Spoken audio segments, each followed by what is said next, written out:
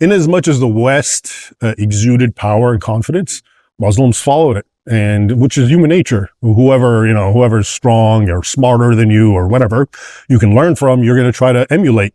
But once the West sort of started hating itself and promoting everyone else, so let's say in the 1960s, just to give a rough date, where all of a sudden now, it was all how the narrative became Europeans are the horrible people, everyone is great. And in fact, Islam is even better, and Islam is what a wonderful religion. I think that actually pushed Muslims back. So on the one hand, it actually made them disrespect the West, naturally so. It's very easy to have contempt and disdain for someone who just disrespects themselves and fawns over you. That's just human nature.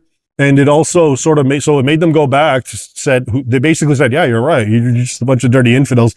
So the theory became, and it was very well articulated by an Egyptian theoretician of the Muslim Brotherhood, Sayyid al-Qutb, who came to America. And he was kind of a moderate Muslim.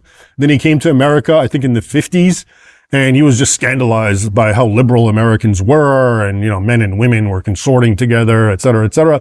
So he developed this idea, which became very prominent, which is, these infidels in the West, you can appropriate and learn from them technology or science, things of this nature. But when it comes to the greater metaphysical issues, religion, certainly, we have to stick to Islam. And this is one of the chief return to Islam. So the idea is, we can learn from them secular, materialistic things. But as far as how a society is governed or structured, or how individuals should live their lives, or even as collectives, this is, of course, Islam. And all the while, the West further promotes that and sponsors that kind of thinking and stifles its own heritage. And this is my point is, you see how that's very different than their forebears.